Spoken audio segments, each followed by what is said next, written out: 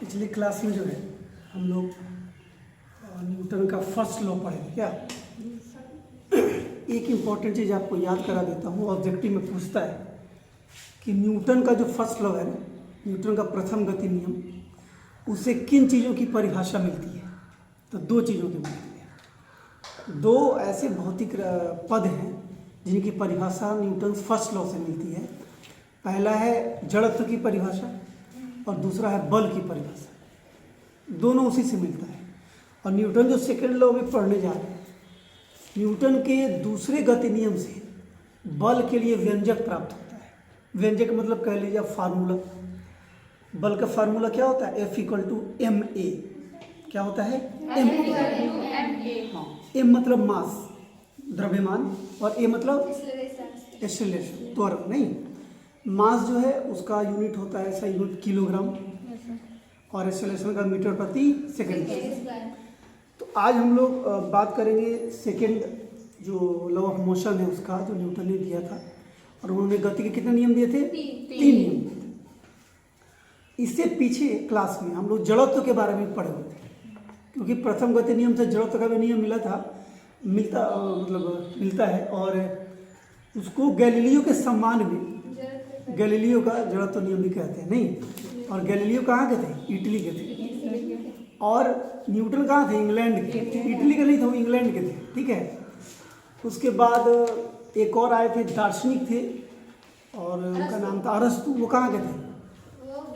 Greece या यूनान के। नहीं, अरस्तु को विज्ञान का जनक कहा जाता है और जीव विज्ञान का जनक कहा जाता है, और आइजक न्यूटन को कहा जाता है भौतिकी का जनक। ठीक है। न्यूटन ने जो दूसरा गति नियम दिया, उसमें वो कहते हैं कि किसी वस्तु के संवेग के परिवर्तन की दर उस वस्तु पर लगे बल के समानुपाती होती है, और यह परिवर्तन उस बल की दिशा में होता है।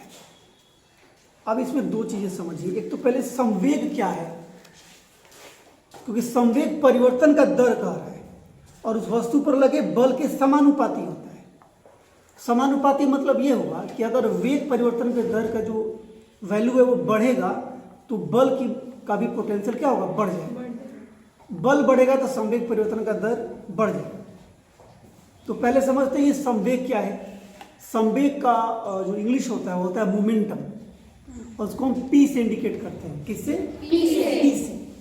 और उसमें क्या है कि उसका फार्मूला होता है P=mv। m×v। v हो गया वेलोसिटी और m हो गया मास। आगे हम लोग पढ़ेंगे, उसमें आने वाला अभी कि क्रिकेटर जो है जब खेलते हैं तो जब उनको कैच लेना होता है तो बॉल को पकड़ते हैं, कैच लेने के टाइम में पीछे खींचते हैं थोड़ा सा, तो ऊपर से बॉल आ रही थोड़ा नीचे की तरफ हाथ ले जाते हैं। ये इसलिए करते हैं कि संवेग जो है अंत में शून्य हो जाए और चोट कम लगे उससे। वरना अगर बॉल इधर आ रहा है और आप उसको और ऊपर करके कैच कर रहे हैं, चोट भी लगेगी और शायद बॉल भी कैच ना हो और उछल के निकल जाए उससे। नहीं कहते हैं जब कैच छूटता है तो इन्होंने सफाई से कैच नहीं किया। सफाई का सेंस क्या है? वही जो तरीका था कि बॉल को लेके थोड़ा सा पीछे तक आना था, वो नहीं किया। बहरहाल संवेग का फार्मूला P=mv होता है।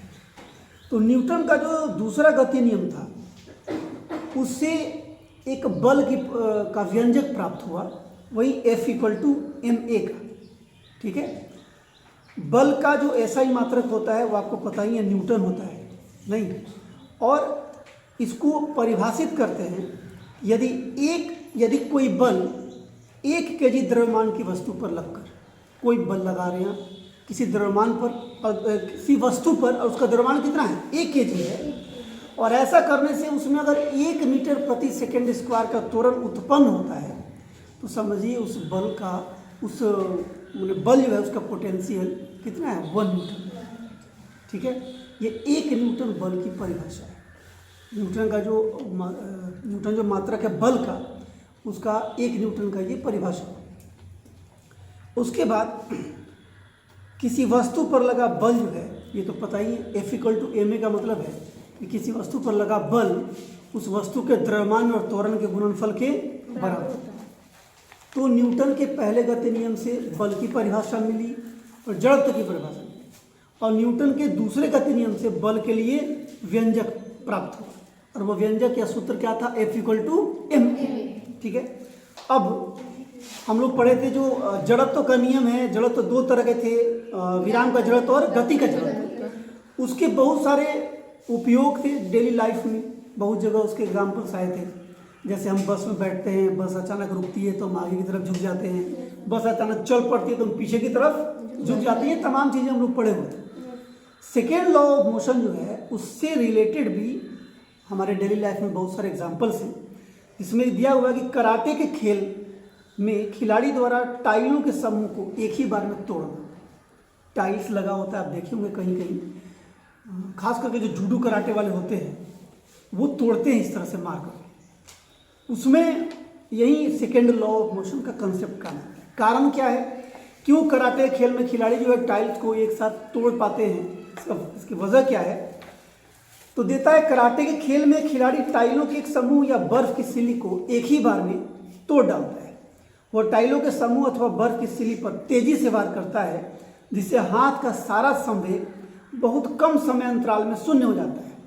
इसके परिणाम स्वरूप टाइलों के समूह या बर्फ की सिल्ली पर इतना ज़्यादा बल लग जाता है कि वह टूट जाता है। लेकिन आप ये प्रैक्टिस मत करिए। क्यों भाई? वो भी तो आदमी है जो तोड़ता है। आपको क्यों मना कर रहा हूँ, या हम क्यों नहीं करेंगे? क्योंकि वो लोग प्रैक्टिस करते हैं, और बिना प्रैक्टिस किए आप अगर ऐसा काम करेंगे तो क्या होगा? हाथ जो है ऐसे, तो ऐसा काम नहीं करेंगे।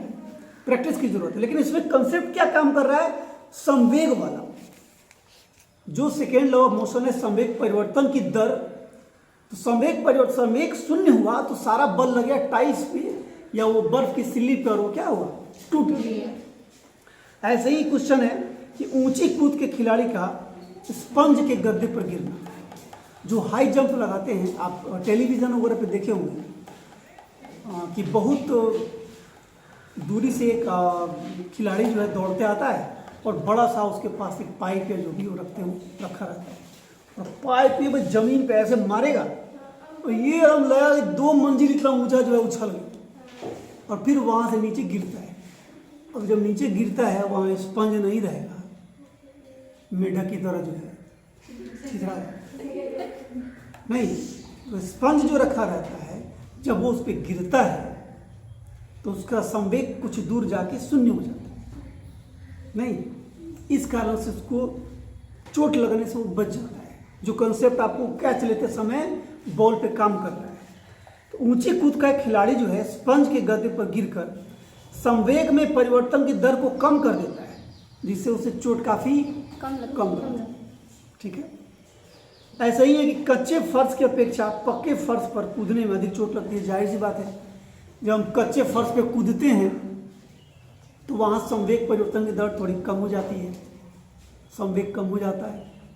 पक्के पर कूदेंगे तो बहुत हार्ड है वो, वहाँ संवेग कम नहीं हो पाता है, तो बल जो है लग जाता है फर्श का हमारे पैर पर या बॉडी पर, जो भी उसके संपर्क में है, तो चोट ज़्यादा लग जाती है। तो पक्के पर मतलब ये सरफेस अपना फर्श है, ये पक्का है, इस पे कूदिए और वहाँ ज़मीन पे कूदिए, इस पे ज़्यादा चोट लगी, वहाँ कम होगी। कारण वही। उसके बाद है कि यही क्रिकेट बॉल वाला दिया है। क्रिकेट बॉल का कैच लेते समय खिलाड़ी अपने हाथ को पीछे की ओर खींच लेता है। तो ऐसा वो इसलिए करता है कि गेंद को जब पीछे खींचता है तो संवेग जो है धीरे धीरे कम हो जाता है, संवेग परिवर्तन की दर वहाँ पे कम हो जाता है, संवेग का मान वहाँ पे कम हो जाता है। इस कारण से गेंद जो है वो इस हाथ पे उसकी बल कम लगा पाता है और चोट जो है कम लगती है और आसानी से वो कैच पकड़ लेता है। बॉक्सर का अपना सिर पीछे की ओर करना, आप देखते होंगे। भारत के किसी बॉक्सर का नाम बताइए, बॉक्सिंग चैंपियन कोई हो? मैरी कॉम, उन पर फिल्म भी बनी हुई है क्या? अच्छा, जिन पर फिल्म बन जाती है उनका नाम लोग ज़्यादा याद रख रहे हैं। नहीं, मैरी कॉम जो है वो अपने इंडिया के बॉक्सर है, कई सारे उन्होंने पदक जीते हैं। तो अब क्या है कि जब बॉक्सिंग रिंग में 2 खिलाड़ी होते हैं तो देखिएगा, जब एक बॉक्सर दूसरे को मारता है मुंह पे मारने को क्या कहते हैं पता है? पंच का। तो ये मारा, हालांकि थोड़ा सा कुछ पहने रहता है ना ऊपर से, फिर भी चोट लगती है। तो मारा ना तो ऐसे सटा, पूरा गर्दन ऐसे खींच लेता है सर पीछे की तरफ, अब वो ऐसे मारा, ये भी आगे ऐसे कर देता, क्या हो, खत्म, ये नाक ही खत्म। पीछे खींचता है तो संवेग को कम करता है वहाँ, और इसलिए जितनी चोट उसको लगनी चाहिए उससे कम चोट लगती है। बात समझ रहे हैं? तो देखिए साइंस कैसे कनेक्ट हो रहा है हमारे डेली एक्टिविटीज़ में या डेली लाइफ में। बात समझ रहे हैं? ऐसे ही है कि गाड़ियों में स्प्रिंगों का उपयोग किया जाता है। आप कल हम पढ़ा रहे थे तो एक हमारा बच्चा है वो कह रहा था, उसके पास एक 4 व्हीलर है, तो हम कह रहे थे कि 4 व्हीलर शौकिया लोग रखते हैं, थोड़ा एम्बेसडर टाइप का था। बोला इस सर इसमें ना बहुत चोट लगती है, बैठने पर बहुत झटका दे, चोट लगता है। क्यों? आप लोग शॉकर का नाम सुने होंगे, बाइक में शॉकर होता है और सारे, हाँ साइकिल में भी होते हैं, सारे 4 व्हीलर में होते हैं। तो शॉकर क्या करता है कि जब जर्क होता है ना, तो जर्क वो जो बॉडी पूरा उस कार का या जो भी गाड़ी है उसका, उस भार को डायरेक्ट नहीं जमीन पे या उसके और बॉडी पार्ट पे कनेक्ट करा के शॉकर अपने पर रोकता है। तो धीरे धीरे स्प्रिंग लगा होता है, तो शॉकर क्या है, मजबूत स्प्रिंग है, वो नीचे की तरफ धंसता है, फिर उठता है, धंसता है, फिर उठता है, इस तरह से। इससे क्या होता है, तो इससे होता है कि चोट कम लगती है, जर्क कम हो जाता है। तो जिन गाड़ियों में, चाहे वो मोटर कार हो चाहे बाइक हो, शॉकर कमज़ोर है, उसमें चोट ज़्यादा लगेगा जब आप गड़बड़ सड़बड़ रास्ते से जाइए, कहीं कहीं तो रास्ते टूटे होते हैं। तो क्यों कम चोट लगता है स्प्रिंग वाले वाहनों में?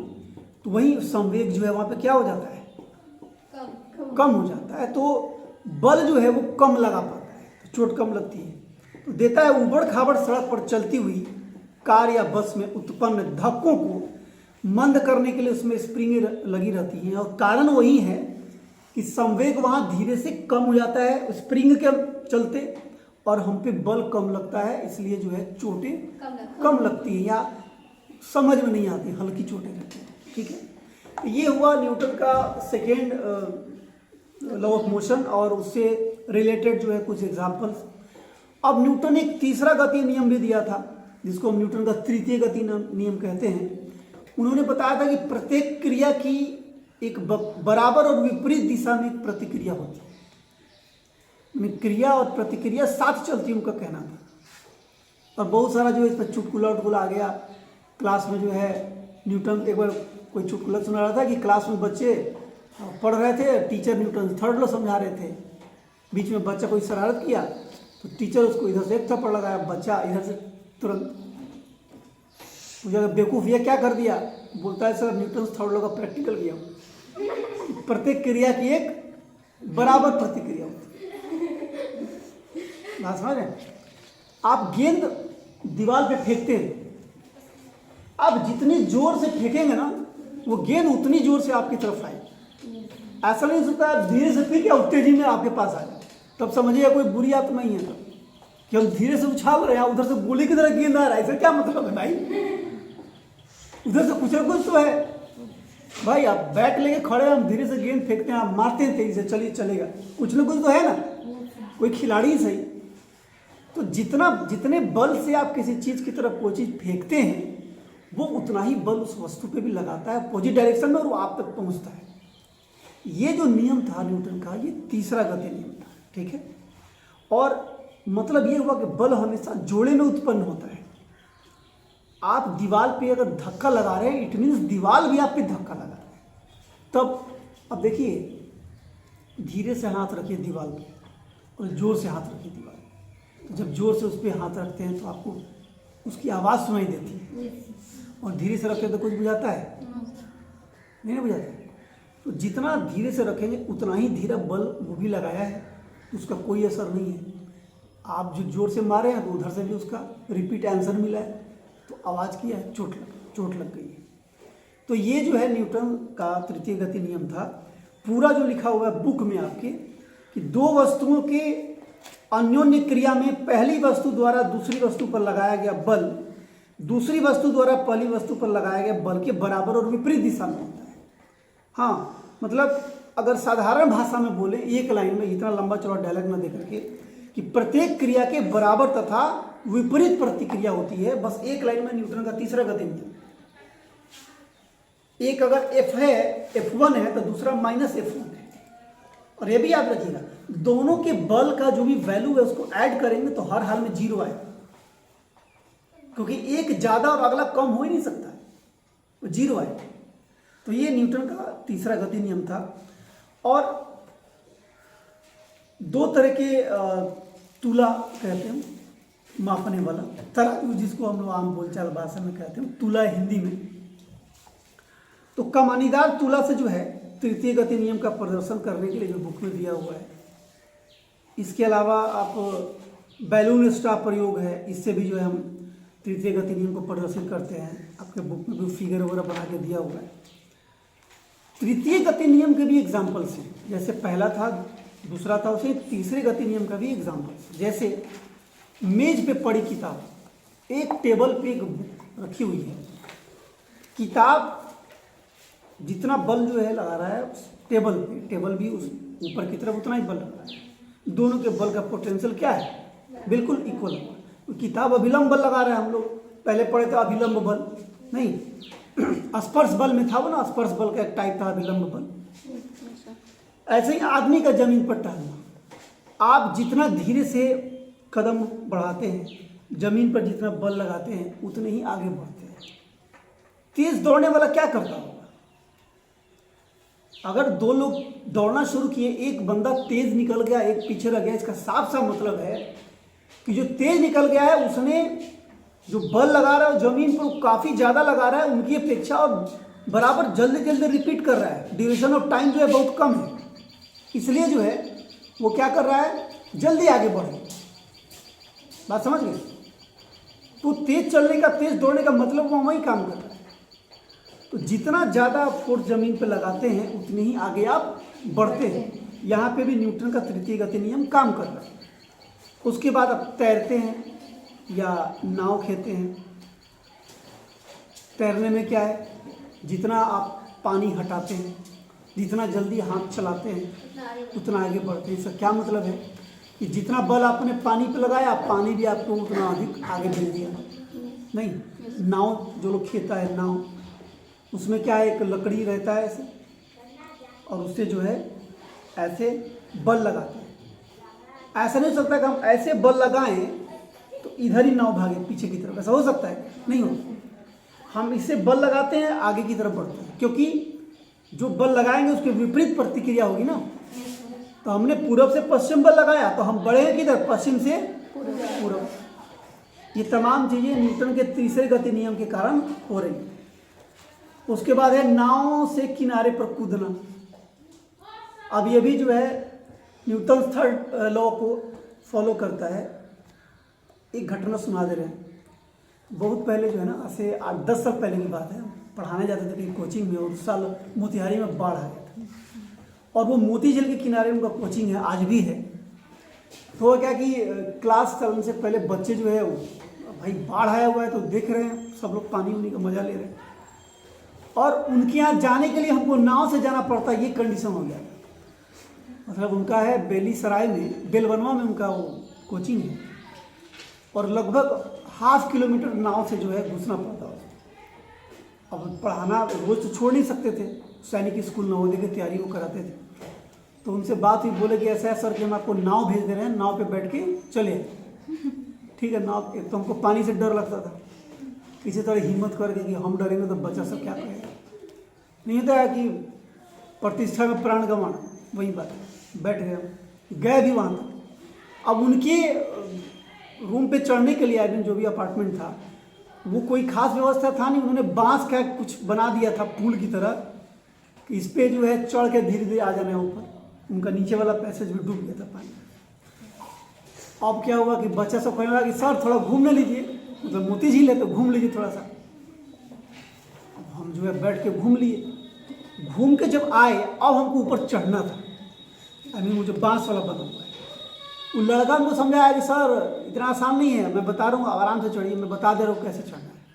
हम ज़्यादा स्मार्ट बनने के चक्कर में बोले करना क्या, नाव पे खड़ा होना है, उसके बाद सीधे ऊपर पैर करके चढ़ जाना है। जैसे ही नाव पे खड़ा हुए और थोड़ा आगे हम झटका दे के चाहे कि हम ऊपर चढ़ जाए, नाव तो एकदम ऐसे फेंक दिया हमको सीधे पानी में ब्राम से। अब लीजिए पानी में उनको तैरने में नहीं आता है और पूरा इतना डूब गए सीधा, हम तो कहे कि गए हो, दूसरा ही पढ़ाई होगी। फिर वो लड़कवा जो है तुरंत पानी में घुसा और हमको जो निकाला। अब बच्चा सब ऊपर से हाथ दिया, बड़ा बड़ा बच्चा सब भी था उसमें, तो टांग टूंग जो है ऊपर किया, समझ रहे। तो कहने का मतलब ये है कि नाव से उतरते वक्त जो है काफ़ी सावधानी बरतनी चाहिए। जीवन में एक लेसन मिला हमको, ओवर स्मार्ट नहीं बनना चाहिए। जो आप नहीं जानते हैं तो वो चीज़ एक बच्चा भी आपको सिखा सकता है। वो घटना ये बात बता रही कि जब उसने कहा था कि सर आप उतर नहीं पाएगा, आप बात समझिए, मैं आपको समझा दे रहा हूँ कैसे चढ़ना है, नहीं उतरना है, हम इसको हल्के में ले लें। अब तब के बाद से हम नाव पे चढ़ने की नौबत आती है तो मेरे ज़िंदगी का बेशकीमती भी लम्हा है तो उसको हम लात मार देंगे, भाड़ में जाओ यार, हम नहीं जाएंगे। एक बार नाव से गिर गए, दोबारा हम जाने की हिम्मत नहीं करते। तो नाव पे जो हम उसके किनारे पर कूदते हैं तो कह रहा है कि जब हम नाव से नदी के किनारे पर कूदते हैं तो नाव को अपने पैरों से पीछे की ओर धकेलते हैं। जाहिर सी बात है, पीछे धकेलेंगे, और जब पीछे धकेलते हैं उतना ही पोटेंशियल में नाव आगे की तरफ फेंकता है। अब हम तो उतने मेंटली तैयार होते नहीं कि हम जितना बल से हमको फेंक रहा है हम पकड़ लेंगे जाके आगे की तरफ जहाँ को जाना है। इससे नाव झटके से पीछे की ओर हट जाती है तथा उसके द्वारा प्रतिक्रिया के रूप में लगाए गए बल के कारण हम आगे की ओर कूद पाते हैं अगर कूदना है।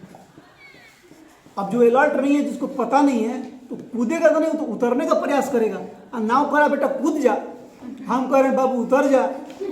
कूदने उतरने के चक्कर में आदमी नीचे गिर जाएगा। जो एक्सपर्ट है वो पैर मारा, छलांग लगा दे, चला जाएगा। जैसे वो हम लोग पढ़े थे कि बस से उतर रहे हैं, बस चल रही है हल्की, अगर उतरना है तो आगे गणेश जी की तरह खड़ा नहीं हो जाएंगे, भागेंगे, उसके साथ कुछ दूर तक दौड़ेंगे, और जब उसके साथ कुछ दूर तक दौड़ेंगे तब आप गिरेंगे नहीं, वरना ऐसे गिर जाएंगे। उसके बाद एक कुएं से जल खींचना, पानी जो हम खींचते हैं, अब तो कुआं है नहीं, अब बेकार एग्जाम्पल दे रहे हैं। खैर कहीं कहीं अभी भी सुदूर ग्रामीण इलाकों में भारत के कहीं न कहीं है अब जहाँ पानी की बहुत किल्लत है। यहाँ पे पानी है तो लोग ऐसे ही बहाए जा रहे हैं, किसके बाप का जा रहा है, धरती से पानी ले रहे हैं, फेंक रहे हैं। तो ऐसे लोगों को पता नहीं कि आने वाले समय में ना बूंद बूंद पानी के लिए तरसेंगे। दुनिया में पानी इतना इंपॉर्टेंट चीज कुछ है नहीं। हवा के बाद, ऑक्सीजन के बाद अगर दूसरा इंपॉर्टेंट चीज है तो पानी है। ऐसा नहीं कि दुनिया से पानी खत्म हो जाएगा, पूरी दुनिया में पानी रहेगी, पीने के लिए कोई बूंद नहीं रहेगा, वो दौर भी आएगा। तो कभी भी पानी बर्बाद मत करें। अभी बाइक धोने जा रहे हैं तो जितना पानी से बाइक धोते हैं उतना हम 1 महीना पिएंगे, तो उसको बाइक को पोछा भी जा सकता है।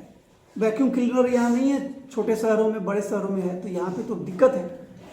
तो प्रयास करिए पानी बचाए।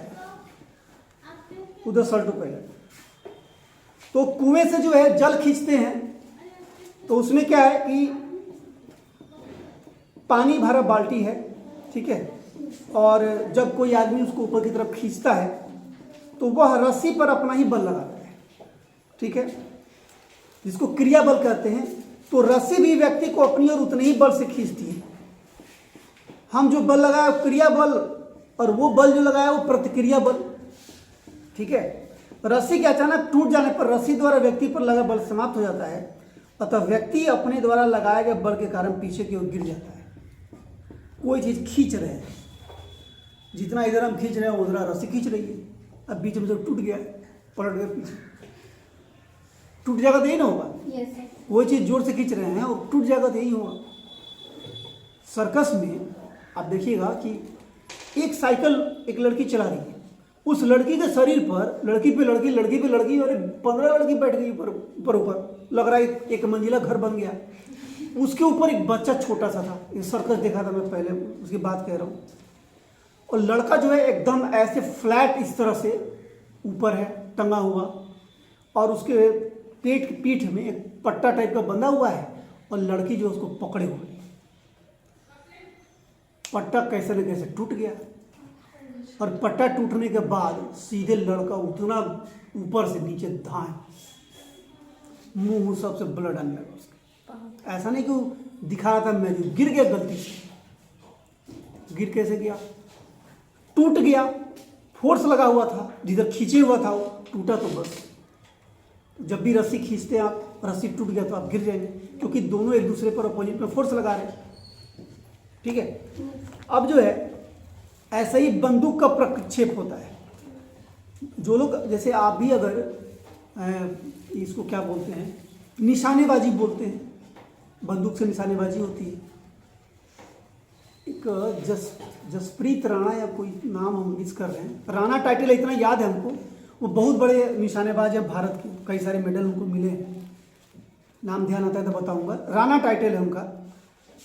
इस क्षेत्र में भी जो है आप कैरियर बना सकते हैं। अगर आपको निशानेबाजी का शौक है तो बंदूकें आती हैं प्रैक्टिस के लिए। जो लोग इसमें हैं, क्या कहते हैं, स्काउट और क्या, एनसीसी में जो बच्चे हैं ना, ट्रेनिंग के दौरान उनको सिखलाया जाता है बंदूक चलाना।